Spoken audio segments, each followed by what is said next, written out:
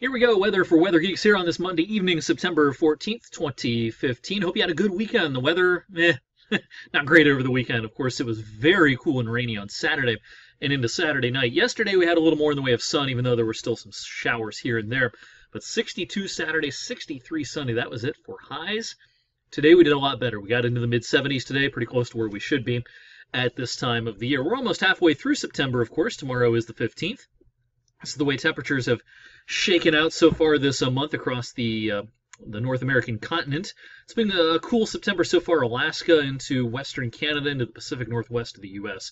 Parts of the Southwest a little cool as well.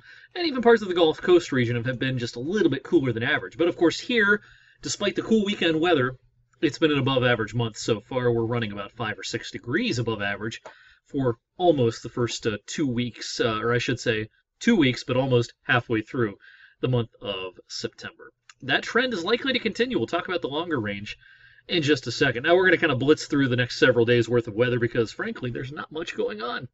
It's all thanks to this sprawling area of high pressure down, situated, kind of centered, I should say, around the Carolinas and Virginia. This is going to meander around for the rest of the week, keeping us in great shape.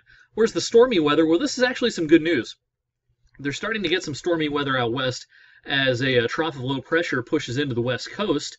This is going to bring some rain, some higher humidity, and some clouds to northern California. If you've been following the news, of course, some pretty bad wildfires up in northern and central California. This trough moving in is certainly good news for them.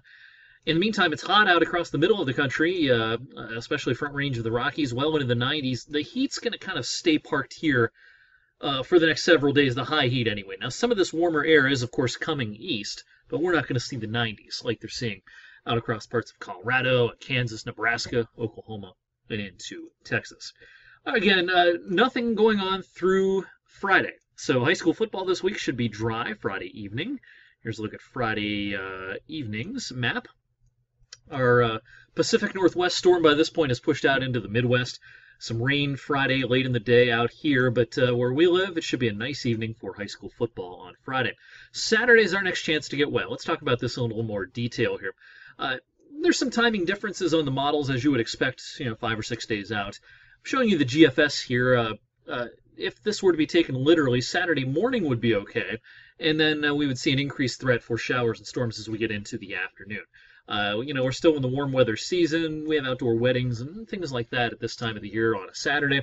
So this forecast, an important one. Right now, I kind of lean in the direction of wet weather being most likely late in the afternoon, heading into the evening. Will there be thunder with this? I think that's possible. We're not going to see a lot of deep moisture coming in ahead of this front, but moisture levels will subtly increase. And this is a decent looking front, so we're going to allow the chance for a thunderstorm Saturday afternoon into Saturday evening. Now the payoff's going to be a nice second half of the weekend. As we go towards Sunday, another one of these big Canadian highs is going to come down, and that means Sunday should just be beautiful, kind of like today, I think. It'll be pristine looking, crystal clear, and temperatures on Sunday likely to be in the lower 70s. So Sunday likely to be a lot like today.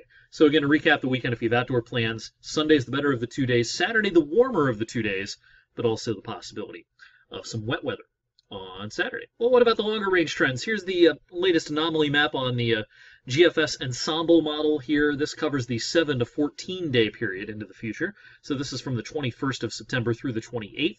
The overall pattern here is an unsettled one in the northwest, heat for much of the Rockies and Plains, and kind of ho-hum across most of the east.